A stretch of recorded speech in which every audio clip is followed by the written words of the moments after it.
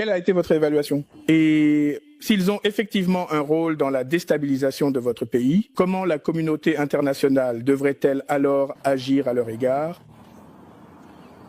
Eh bien, je n'ai pas entendu le président Ramaphosa et je ne vais pas soit soutenir, soit contredire ce qu'il a dit. Je ne l'ai pas entendu. Mon attitude face à tout ce qui se passe, je peux le résumer en une seule question. Si je suis faible, de qui est-ce la faute? Est-ce la faute de mon voisin ou de mon ennemi? Ou est-ce ma faute? Si et quand vous répondrez à cette question, alors vous trouverez certainement une solution au problème que vous avez. Et le Congo ne peut pas continuer à être ce pleurnichard dans la région. Parler de sa faiblesse et de la force des autres, cela, pour moi, n'est pas la bonne approche. Alors, comment la communauté internationale gère-t-elle la situation? Eh bien, je ne fais pas partie de cette communauté internationale en particulier. Mais en tant que Congolais, ce qui m'intéresse, et ce qui intéresse le peuple congolais, c'est comment nous gérons la situation, avec la situation nous-mêmes. Et je crois que cela devrait être le point de vue à partir duquel nous devrions regarder les choses. Dans le cadre des solutions que vous pensez devoir être mises en œuvre en RDC, cela inclut-il un processus de construction nationale et à quoi cela ressemblerait-il et qui en ferait partie? Nous avons parlé plutôt de l'accord de Sun City. L'accord de Sun City a posé les bases de ce que l'on pourrait appeler un processus de construction nationale. Je ne pense pas que qui que ce soit, les médiateurs, les facilitateurs feront quoi que ce soit de mieux que ce que nous avons fait. À Sun City, je doute qu'ils fassent cela. Et c'est pourquoi j'ai parlé de revenir aux bases, parce qu'à partir de cet accord particulier, nous en sommes sortis. Trois ans plus tard, avec la Constitution qui a posé les bases de ce dont vous parlez, la construction nationale,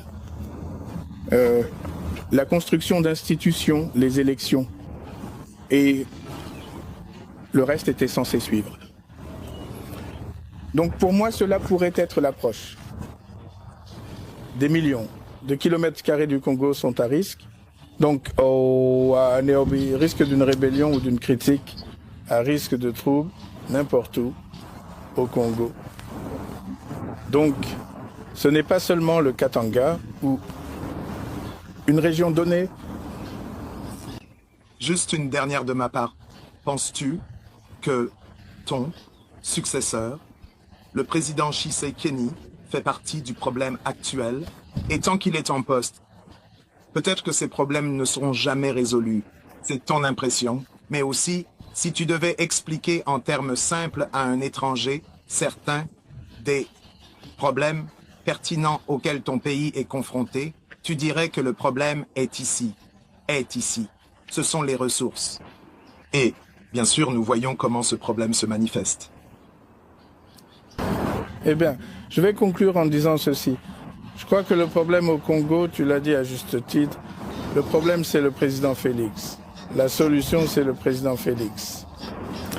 Alors, comment comprends-tu cela? Comment fais-tu pour le tourner à gauche et à droite? À toi de voir. Mais des décisions critiques doivent être prises. Ça, mais... et en des temps critiques, il faut prendre des décisions critiques et ce sont des temps critiques pour le Congo. Mais en ce qui nous concerne, eh bien, comme je l'ai dit, nous avons l'intention d'être très impliqués dans tout ce qui se passe, surtout en ce qui concerne la paix. Et pour se déplacer, au lieu que ce soit juste une affaire de la SADC ou de l'Afrique de l'Est, pour que ce soit nos propres initiatives et aller dans toutes les directions. Nous croyons que nous pouvons provoquer quelque chose de positif, un changement positif, des nouvelles positives, que ce soit à l'Est, ce que nous nous préparons à faire, que ce soit dans le Sud, dans le Nord, et le